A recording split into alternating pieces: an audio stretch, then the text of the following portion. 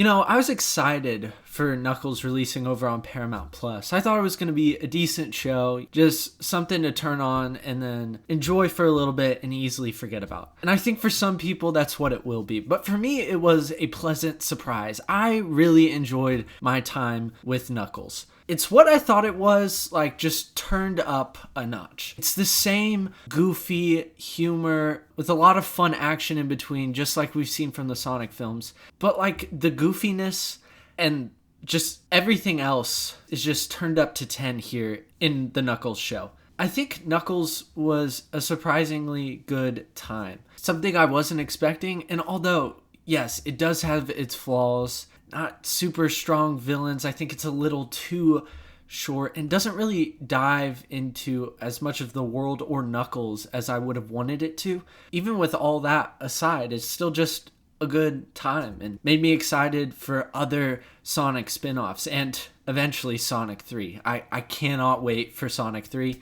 Shadow is going to be incredible. I hope Silver comes in at some point. Man, I love Silver. Silver is such a cool character. But that's besides the point. We're talking Knuckles here. But before we get any further, a quick spoiler alert. We're going to be talking about a couple spoilers in the series. So if you care about that, go ahead, click away, watch the series. It's pretty short, so it's not going to take you too long. And then go ahead, come back here. But if you're someone who's already seen the series or just doesn't really care about spoilers, let's go ahead and jump into this bad boy. Knuckles picks up right after the events of Sonic 2, with Knuckles just trying to adjust to life on Earth and living with Sonic and Tails. After being grounded for building a gladiator arena in the living room and facing off the dog with the mailman, Knuckles is visited by the ghost of his former mentor, who instructs Knuckles to train up a mighty warrior in the ways of the Echidna, to pass on the legacy of the Echidna to someone else. And who better to pass this legacy on to than Wade Whipple? That's right, the kind of goofy police officer from the first two movies is back. It's up to Knuckles to train up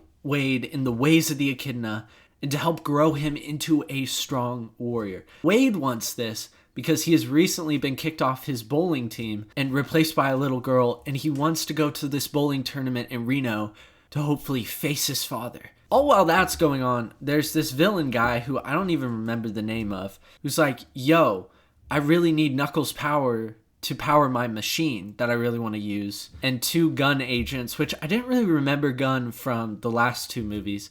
Anyway, the secret organization, two of their agents is like, yeah, we'll help you out if you pay us a lot. So they're out hunting Knuckles while they're traveling to Reno. That's the plot of Knuckles. As I said earlier, this series surprised me. I didn't expect to enjoy it as much as I did. It's just fun to watch characters that I grew up loving through games, through TV shows like Sonic X, kind of being brought to life in live action and being adapted in a new way. So it was fun to see Knuckles get the spotlight here, finally. I just think Knuckles is awesome. I think they nailed him within this show. Idris Elba is just the perfect voice for Knuckles. I don't think this series has missed so far in its voice casting for Sonic and his friends. Just perfect casting. I think they nail Knuckles to a T. I think they nailed the whole fish out of water trope with him adjusting to life on Earth and led to a lot of funny moments. I think his relationship with Wade is the true heartbeat of this show, and it was really fun to watch it progress from these two kind of side characters in the second movie, and for Wade in a little bit in the first movie, to see them get the spotlight and grow together and learn from one another. I think it was just really fun to watch. I didn't know I needed this dynamic duo, but I'm sure glad we got it. And Wade is amazing. I liked him as a goofy side character in the previous films, but he really gets to be fleshed out here. And you really grow to love him as a character and end up rooting for him when he's facing off against his father in the bowling tournament. You grow to love this character, root for this character, and I think the show does a really good job with him. I will say, though, something I wasn't a huge fan of, but I understand why they did it, is towards the end of the show, it really starts to become Wade's show instead of Knuckles, and I understand why. I guarantee you it costs so much to keep Knuckles on the screen and to interact with people in live action. Like, to animate Knuckles, I don't know the whole process, but I guarantee you that costs a freaking lot of money. And so towards the end of the show, I'm sure they were either running out of budget or were saving majority of it for the final fight in episode 6. But Knuckles just kind of disappears for times at an end. In episode 4, he only shows up at the very beginning and the very end. And so we almost get a whole episode without Knuckles. But all that being said, although I was kind of disappointed that Knuckles kind of disappeared in the latter half of the show, I loved everything with Wade. So it's not like you're just, oh, when are we going to get done with this Wade part? I liked the whole idea of Knuckles training Wade to be an Echidna warrior. That's a cool little concept for a quick 6-episode spinoff. And again, I really enjoyed their relationship. But I think the show could have done way more with the concept. Showing more of Knuckles actually training Wade, being that kind of mentor figure. They really just seem like buddies throughout the series. And that's not a bad thing, but you kind of lose the sense after the second episode that Knuckles is really training Wade. And then you're kind of reminded of it in episode 4 when he's like, you need to focus on, finding your true power. Something along that line. And then he's gone. And then episode 5 happens and it's like, it's Wade's time to shine in the bowling tournament. And so we don't really spend a whole lot of time seeing Wade being trained by Knuckles, which I think if they would have spent more time on that would have been a cool way to introduce more of Knuckles' backstory and explain the world of Sonic. All these different dimensions, Knuckles' relationship with the Echidna, what the Echidna were like, everything with the Chaos Emeralds. I would have loved to see more of Knuckles' backstory, especially for a miniseries about Knuckles. I gotta say, the villains of the series aren't its strong point. They're probably one, if not the weakest part of the show. Especially the main guy. I get it. It's tough to compete with Jim Carrey as Eggman. That's the bar that has been set. It's tough to compete with that. But, they don't even get anywhere close. It's like they almost separate the two parts of Jim Carrey's Eggman. They get the inventor creative side with the one dude, I don't even know if they mentioned his name in the series, who wants Sonic's power and is making all these different machines. So they have the mechanical genius in that guy, and then they have the kind of goofy humor with the two agents.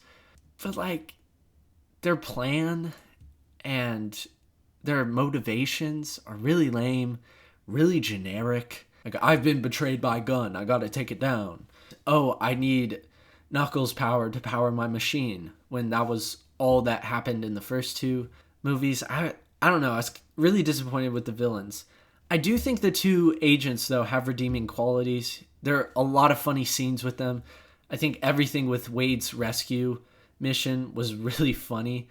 One of the agents having to call his mom while he's choking out Wade. I thought scenes like that were really strong and really fun to watch. But, other times the 2 agents are just way too cheesy, way too corny. The real villain of this series to me is Pistol Pete Whipple, trying to take down his son in bowling, betraying his family so that he can secure his championship. I mean, it's just, that dude's the real bad guy, not anyone trying to come after Knuckles. It's Pistol Pete Whipple. I was surprised, though, at how strong the supporting cast of characters are, especially Jack Sinclair. I loved Jack Sinclair. Dude was just super cool, super goofy, and just all these different stereotypes kind of mixed together. All the scenes that Jack were in were great. It was some of my favorite parts of episode 4, besides Michael Bolton's voice just showing up randomly. Just everything with Jack Sinclair was amazing, and he was one of my favorite characters in this series. I've said a lot throughout this review that this show is super goofy. And for the most part, I think I enjoyed that. But I do think at certain times it's just a little too goofy, especially for Knuckles series, where Knuckles is kind of a serious character. I know there have been certain adaptations where he is not a serious character. I'm looking at you, Sonic Boom.